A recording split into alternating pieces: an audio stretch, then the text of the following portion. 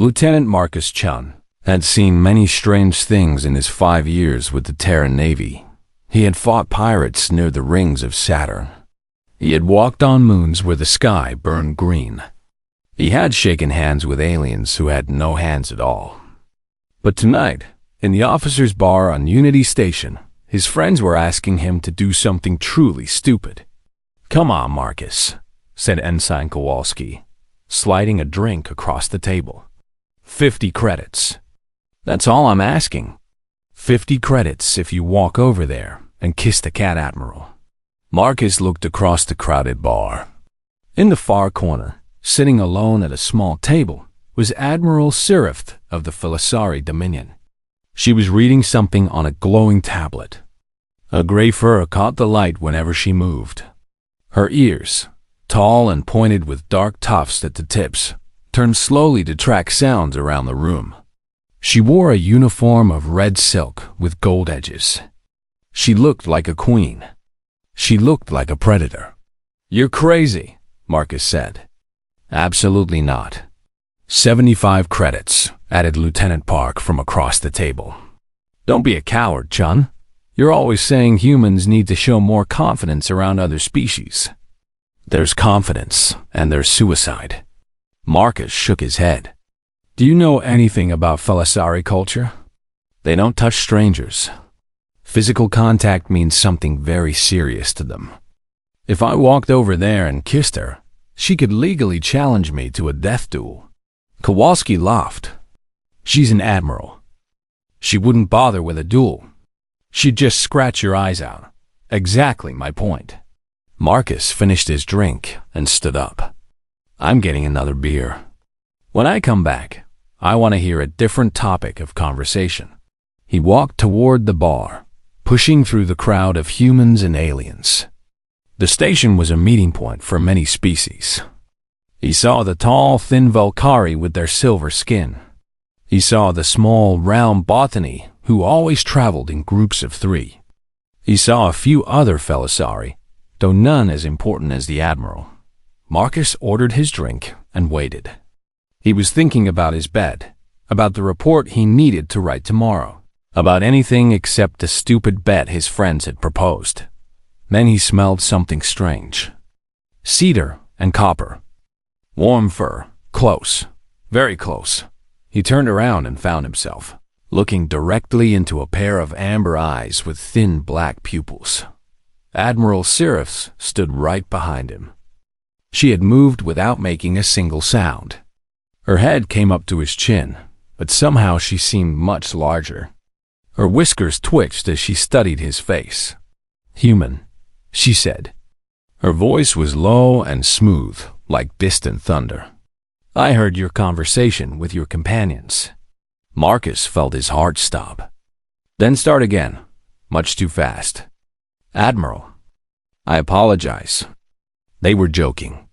"I never intended any disrespect. Your friends wished you to kiss me. You refused." Her tail swayed slowly behind her. "Tell me why." "Because it would be wrong, ma'am. I know that physical contact is sacred to your people. I know that unwanted touch is a serious offense. I would never do something like that." She tilted her head. Her ears pointed forward. "And if I told you that you have my permission?" The bar had gone quiet.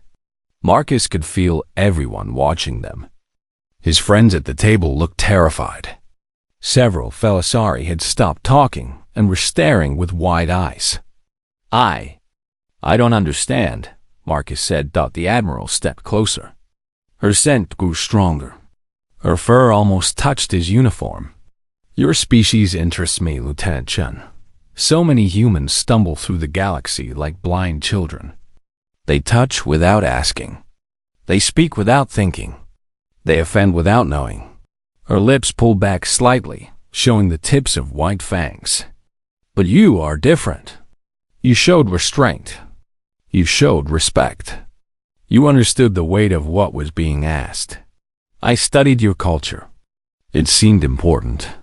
It was important. It is important." She reached up and touched his jaw with one clawed finger. The touch was light, almost gentle. "I am giving you permission, Lieutenant. You may kiss me." Marcus's mind raced. This had to be a trap. The Felisari were hunters. Their entire society was built on power and dominance. They did nothing without a reason, but he also knew that refusing an invitation was worse than never being invited at all.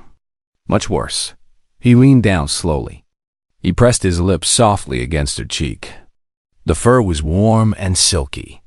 He held the kiss for just a moment, then started to pull back. Her hand caught his jaw and held him in place. "No," she whispered. "Not like that." She kissed him, hard, demanding, her mouth pressed against his with fierce heat. He felt her fangs drag across his lower lip, felt them break the skin, tasted his own blood. When she released him, the entire bar was frozen in shock. Admiral Sirif licked the blood from her lips. Her amber eyes glowed like fire. She looked satisfied. She looked hungry. She looked like someone who had just won a very important game. "There," she said. "Now you belong to me." Marcus touched his bleeding lip. His head was spinning. He could feel something strange spreading through his body from the bite. Warmth, dizziness, a pulling sensation in his chest. "What did you do to me?" "I claimed you." She stepped back, her tail curling with what might have been amusement. "In my culture, when a noble Felisari bites a potential mate and draws blood, it creates a bond. You are now connected to me by law, by tradition, and by the venom now flowing through your veins." "Venom?" "Do not worry. It will not kill you." Her whiskers twitched. "Probably. Your species has never been claimed before. We shall see what happens." She turned and walked toward the door. Every Felisari in the room bowed as she passed. At the threshold, she paused and looked back at him. "My shuttle leaves for Felisari Prime in 6 hours. Lieutenant Chun, I expect to see you aboard. We have much to discuss about your future." Then she was gone, leaving Marcus standing in the silent bar with blood on his lips and 1,000 questions in his head. Kowalski appeared at his elbow, pale as milk. "Marcus, what just happened?" Marcus watched the door where the Admiral had disappeared. He could still taste copper. He could still feel that strange warmth spreading through his body. And somewhere deep in his chest, he felt something new. A pull, a need, a thread connecting him to something powerful and dangerous and completely unknown. "I think," he said slowly, "I just got married." Marcus woke up in the medical bay with bright lights hurting his eyes and a splitting pain in his head. He tried to sit up, but the room spun around him. He fell back against the pillow and groaned. "You are awake," said a voice. "Good. We have much to discuss." Marcus turned his head.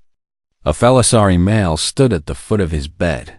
He was shorter than the Admiral, with brown fur and yellow eyes. He wore the formal robes of a diplomatic worker. His nameplate said Kairoth. "What happened to me?" Marcus asked. His voice came out rough and dry. "You were bitten by Admiral Sirif.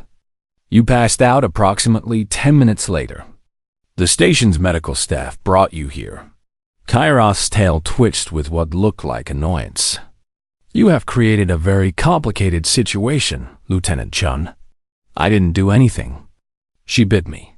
"Yes, that is precisely the problem." The diplomat began pacing beside the bed. "Do you know who Admiral Sirif truly is? She's a naval commander. One of your best, from what I've read.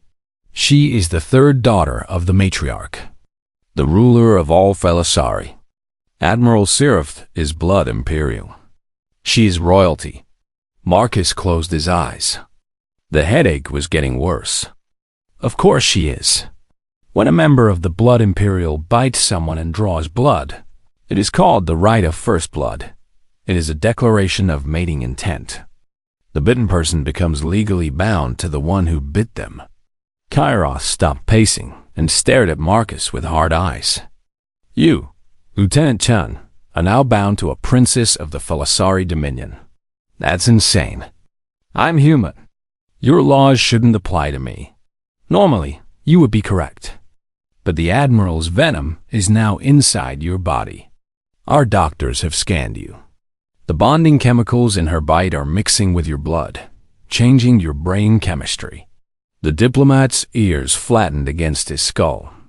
You will begin to feel drawn to her. You will want to be near her. You will find it difficult to refuse her requests. The bond is becoming real, Lieutenant, whether you want it or not. Marcus stared at the ceiling. He thought about his life before tonight. His simple quarters, his routine duties, his dreams of one day commanding his own ship. All of it seemed very far away now. What are my options? Kairoth sat down in a chair beside the bed. For a moment, he almost looked sympathetic. You have two choices. The first is to appeal to your Terran government. They can invoke diplomatic protection and remove you from this situation. The Dominion would protest, but we would not go to war over one human. You would return to your normal life, and the bond would eventually fade without the Admiral's presence to strengthen it. And the second choice? You accept the claim. You travel to Felisari Prime with the Admiral. You complete the bonding rituals and prove yourself worthy of joining the Blood Imperial. Kairoth's whiskers twitched. You would be the first human ever to mate with Felisari royalty. It would be historic. It would be dangerous. Extremely dangerous. Many Felisari will see you as an insult to our bloodlines. They will try to stop the Union. Some will try to kill you. The diplomat stood up. The Admiral is waiting to speak with you. I suggest you think carefully about what you want to say to her. He left the room. A moment later, the door opened again. Admiral Sirith walked in like she owned the place. Which Marcus supposed she sort of did. She wore a simpler uniform now, dark blue with silver clasps, but she still moved like a creature made of silk and shadow. She sat on the edge of his bed, close enough that he could feel the heat of her body. You have questions, she said. It was not a question. Many questions. Starting with, why me? She was quiet for a moment. Her amber eyes studied his face like she was reading a book. I have served the Dominion for 40 years. I have commanded fleets and destroyed enemies and brought glory to my family. In that time, I have been offered many potential mates. Warriors from powerful families.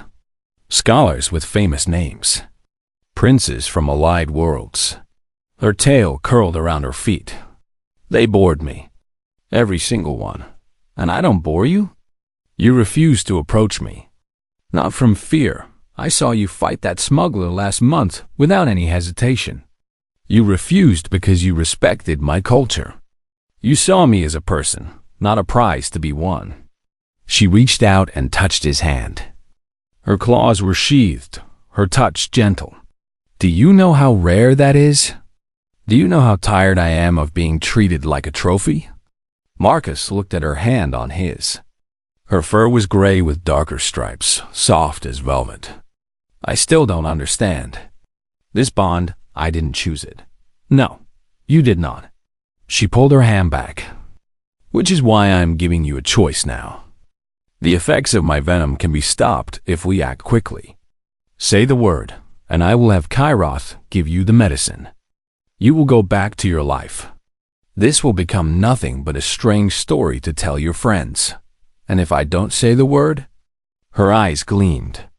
Then you come with me to Felisari Prime. You face the trials that all potential mates must face. You prove to my mother, the matriarch, that a human is worthy of standing beside her daughter. She stood up and moved toward the door. It will be hard. It will be painful. People will try to destroy you. You're really selling this. She laughed. The sound was deep and warm, like thunder rolling across distant mountains. I am being honest. That is what you deserve.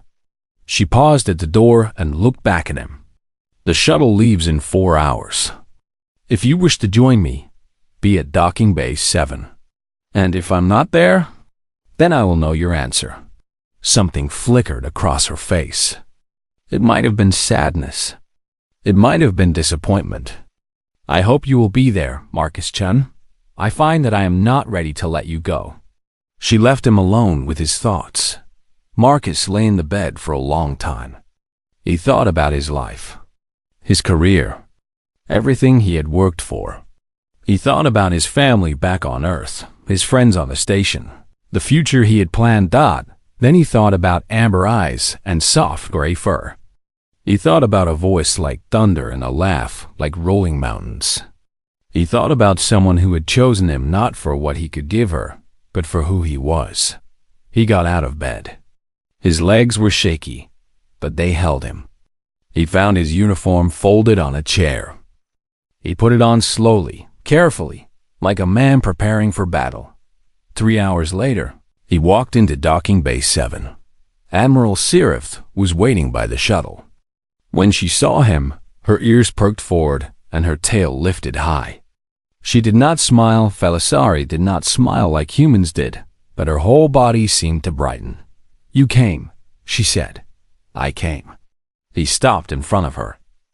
"I don't know if this is brave or stupid. In my experience, the best decisions are usually both."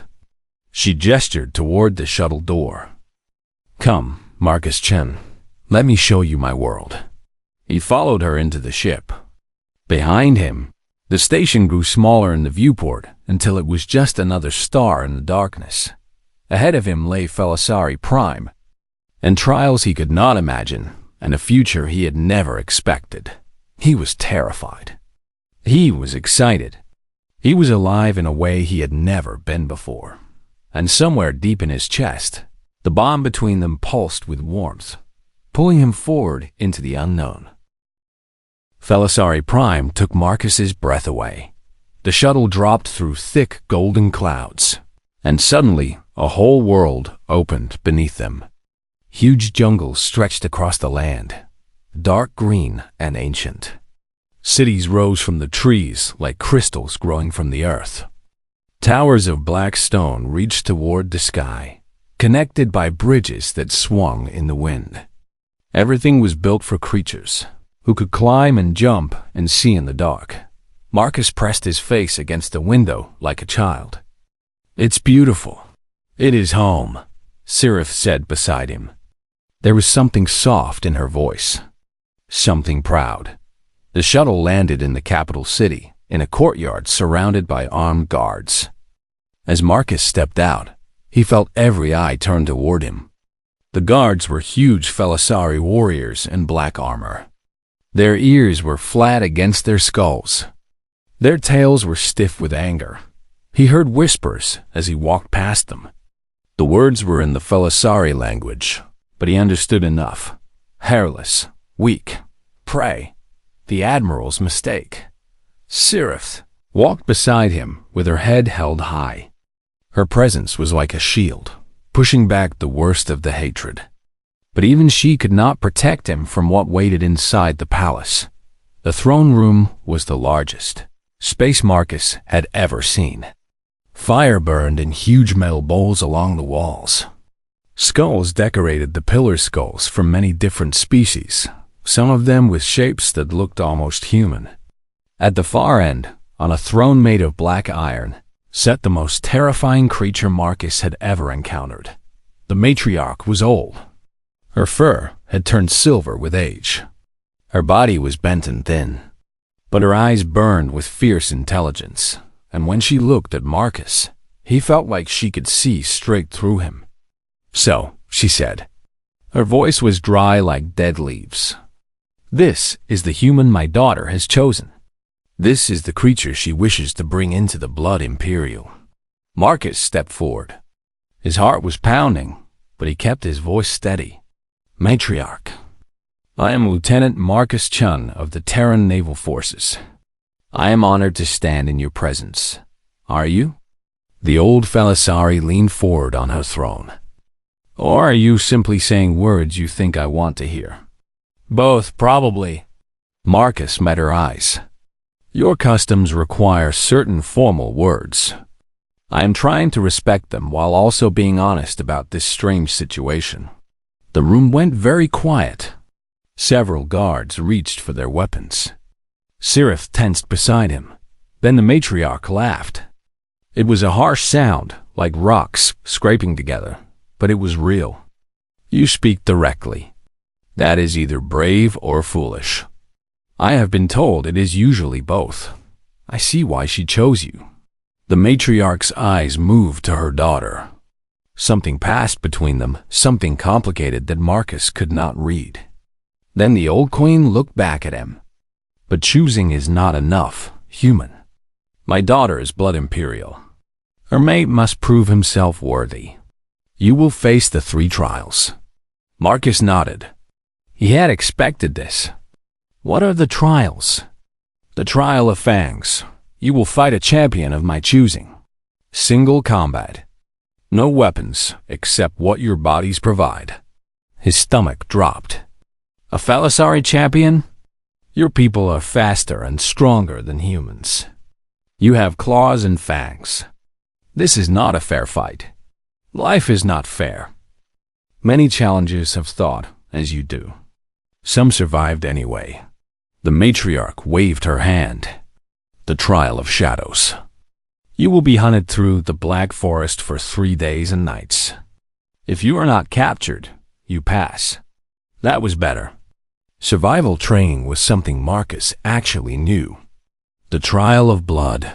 You will drink the sacred poison called Velkath. It will open your mind.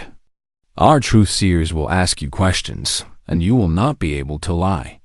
If your feelings for my daughter are false, if you are using her for power or position, the poison will kill you. And if my feelings are real, then you will only wish you were dead. The matriarch settled back on her throne. The trials begin at sunrise tomorrow. Prepare yourself, human. No Outlander has ever survived all 3. Guards escorted Marcus to chambers that were beautiful, but clearly also a prison. The doors were locked behind him. The windows were too small to climb through. He was trapped. He spent hours pacing, thinking, planning. He did push-ups and stretches to keep his body ready. He read everything he could find about Phalasari combat on his datapad. Around midnight, the door opened quietly. Sirith slipped inside, moving in shadows. We do not have much time. The guards will return soon. Should you be here? No. She crossed to him, her eyes intense. But I could not let you face tomorrow without help. The champion they have chosen is named Vorkan. He is the best warrior in my mother's guard. He has killed 14 challengers in the arena. Marcus felt cold spread through his chest. That's not very encouraging. Listen to me. She grabbed his shoulders, her claws pricking through his shirt. You cannot beat him with strength or speed. But humans have something my people lack. What? Endurance. Her tail lashed behind her. Phalasari are built for quick attacks. We charge, we strike, we kill. But we tire quickly. We overheat. We cannot fight for long periods. She leaned closer. Humans are different. Your species can run for hours without stopping. You can outlast almost any creature in the galaxy. Marcus blinked. You want me to run from him? I want you to survive his first attack. Keep moving. Make him chase you. Make him work. Her grip tightened. Every minute that passes, you will grow stronger compared to him.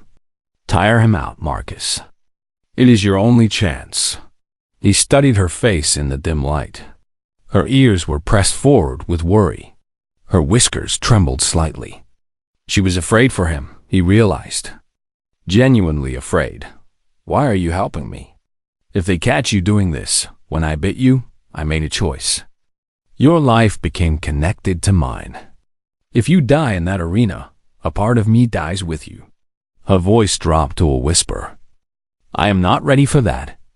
I find that I want to see what we might become together. She released him and stepped back toward the door. Rest now. Save your strength. Tomorrow, everything changes. Seraph. He caught her hand before she could leave. Her fur was warm against his fingers. Thank you.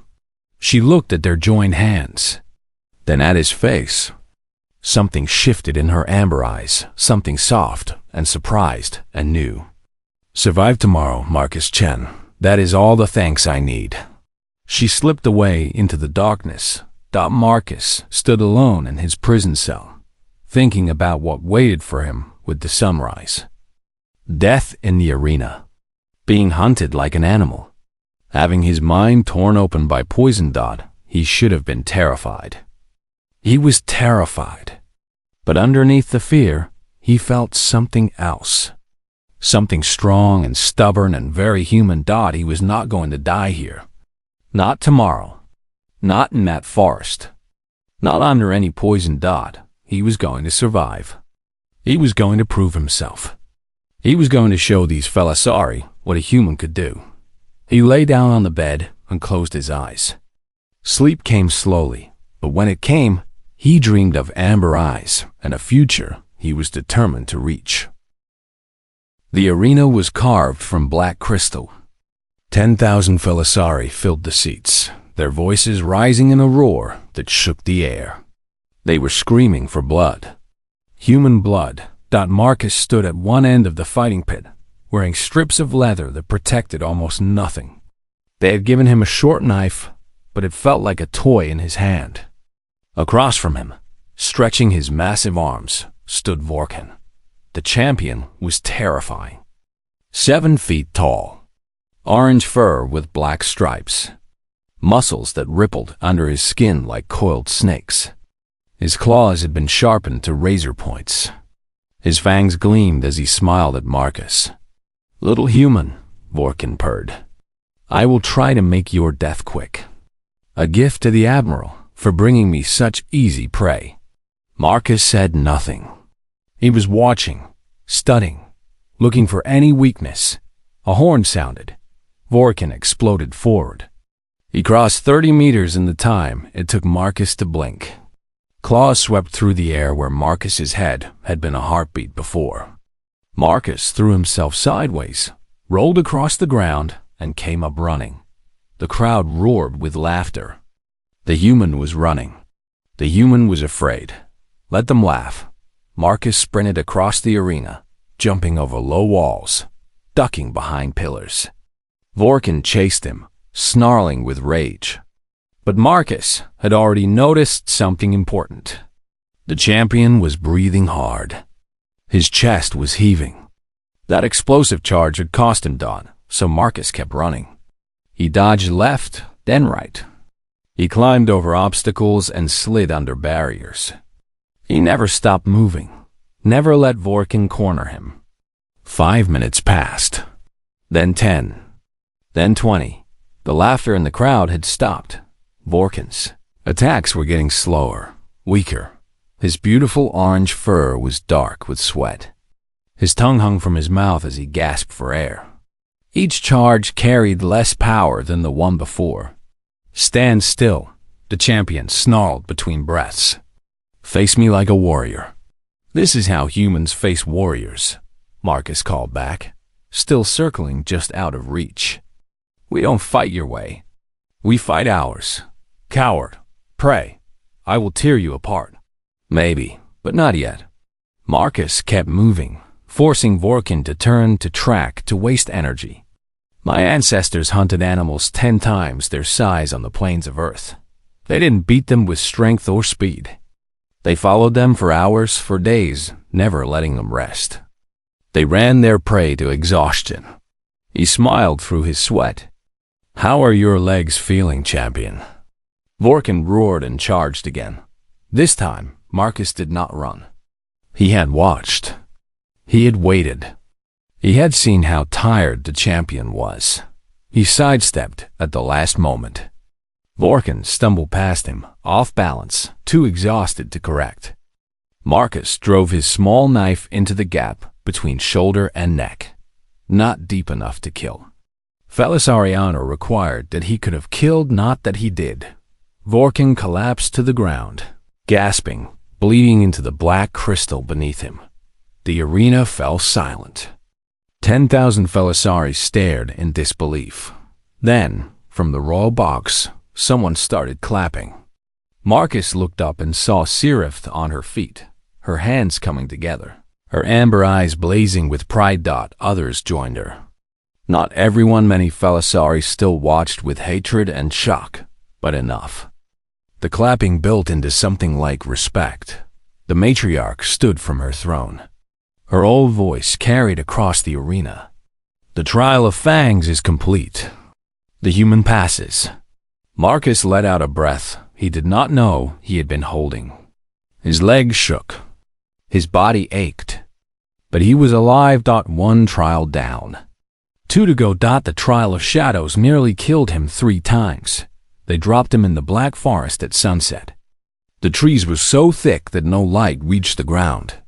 Marcus could not see his hand in front of his face. But the Felisari hunters who stalked him could see perfectly. They could smell his scent. They could hear his heartbeat from 100 meters away. He survived through tricks he had learned in survival training. He covered himself in mud to hide his smell and his heat. He walked through streams so his scent would not stick to the ground. He left false trails leading one way, then doubled back and went another. He did not sleep for 3 days. He could not afford to. Every time he closed his eyes, he heard them getting closer. On the second night, a hunter found him anyway. She dropped from the trees like a ghost, claws reaching for his throat. Marcus barely blocked her first strike. They fought in the darkness, blind and desperate. He managed to throw her into a stream and ran before she could recover. On the third day, he heard the horn sound through the forest. The trial was over. He had survived. Guards found him an hour later, half dead from hunger and thirst. They carried him back to the palace. And for a moment, just a moment, he thought he saw respect in their eyes. The trial of blood was the worst of all. They strapped him to a chair in a room that smelled of incense and old death. Robed figures circled him, the truth seers, their eyes glazed with religious fever. One of them held a cup filled with something that glowed purple. Drink.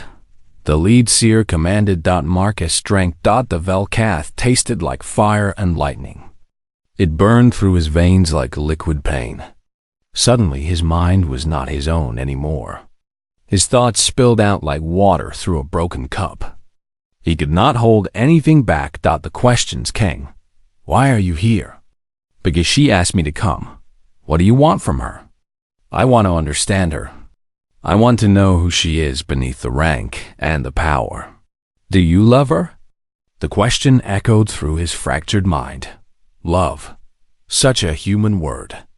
Such a complicated thing. I don't know, he heard himself say. It is too soon for love. But I feel something. She makes me want to be better, stronger, more than I am. And if she were not royalty? If she had nothing to offer you? Marcus laughed, even though it hurt. Blood dripped from his nose. Then I would still want to know her. I don't care about her rank. I don't care about her power. She looked at me like I was a person, like I mattered. How could I not want more of that? The poison burned hotter. His vision went white. He screamed until his throat was raw. When he woke up, he was lying on cold stone. The truth seers were arguing above him in rapid Felisari. Finally, the lead seer turned to face the matriarch, who had watched the entire trial from her throne. His feelings are genuine, the seer announced. Her voice was heavy with surprise. The human passes the trial of blood. Marcus lay on the floor, shaking, bleeding, more tired than he had ever been in his life. But he was alive. He had passed all 3 trials. He felt a gentle touch on his face. He opened his eyes and saw Seraph kneeling beside him, her amber eyes bright with tears. You did it, she whispered.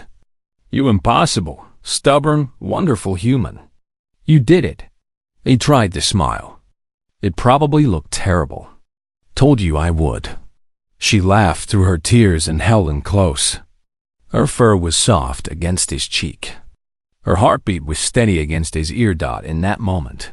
Lying broken on the floor of a Felisari palace, Marcus Chen felt like the luckiest man in the universe.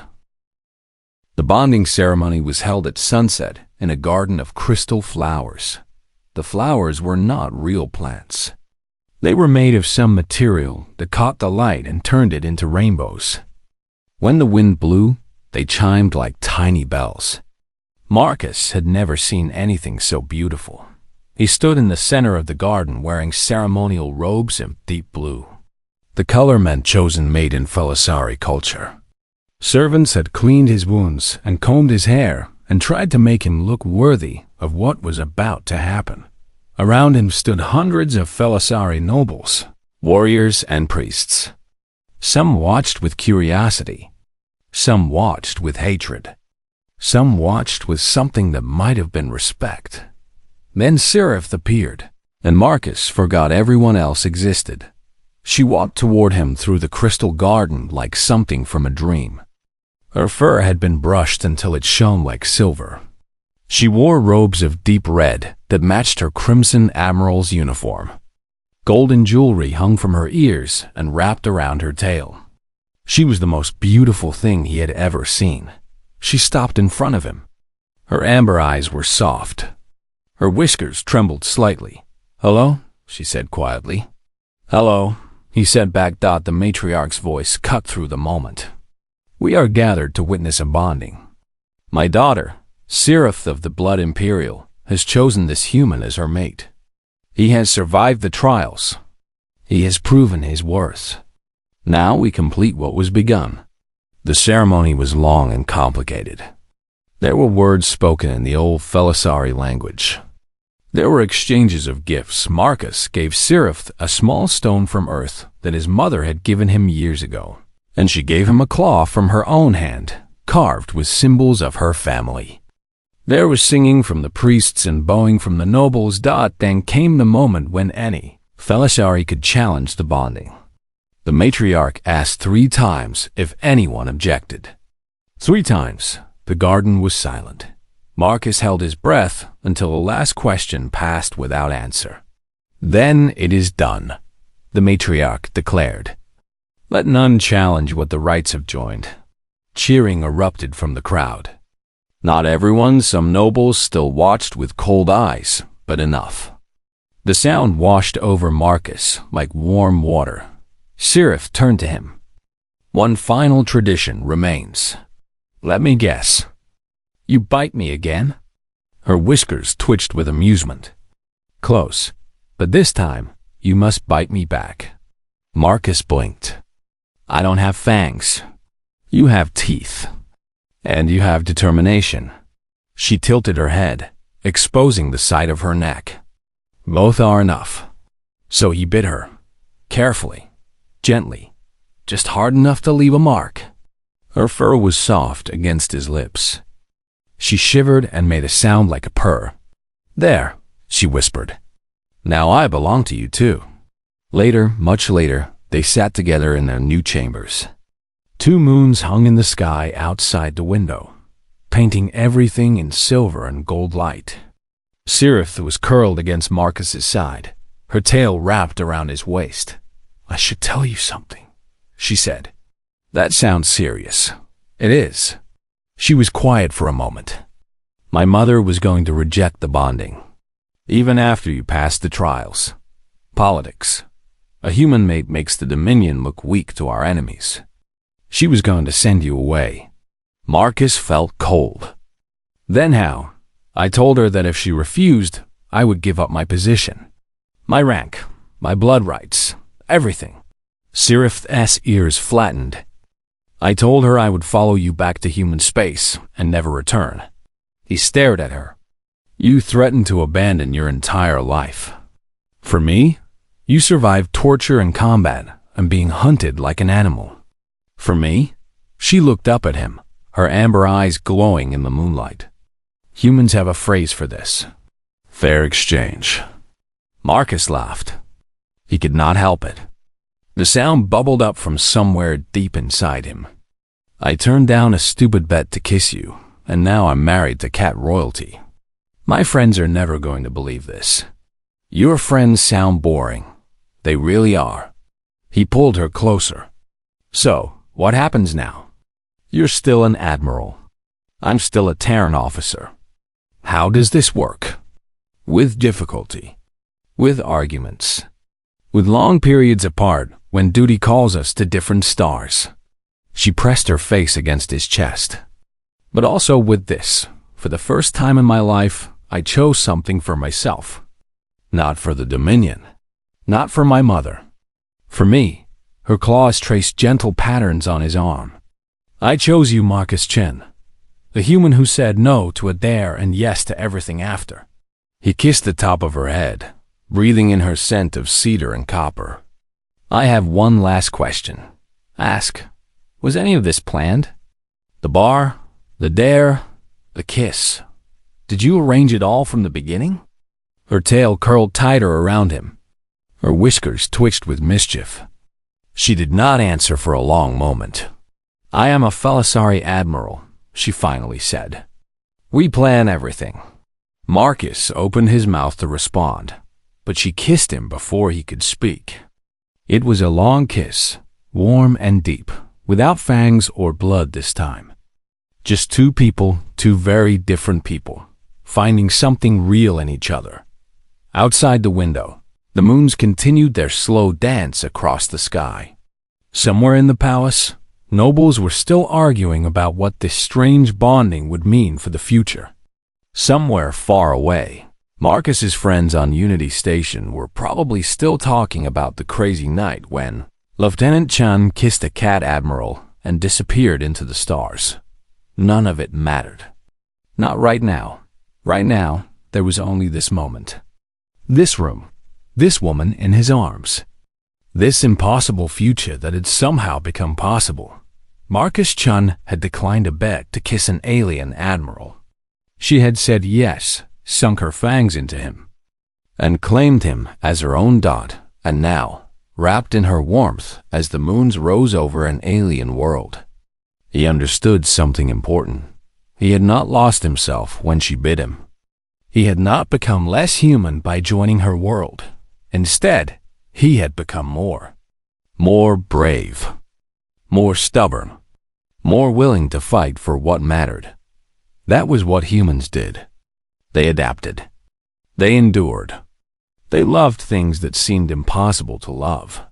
Sirith shifted in his arms, her purr rumbling against his chest. Stop thinking so loudly. I am trying to sleep. Sorry, human brains are noisy. I noticed. She nuzzled closer. I suppose I will have to get used to it. You have forever to practice. She made a sound that was half laugh, half purr. Forever. Yes, I think I like the sound of that. Marcus closed his eyes and let her warmth pull him down towards sleep. Tomorrow would bring new challenges. There would be politics to navigate, enemies to face, two different worlds to balance. But tonight, in this moment, everything was perfect. He belonged to her. She belonged to him. And together, they would face whatever came next. Forever sounded pretty good after all.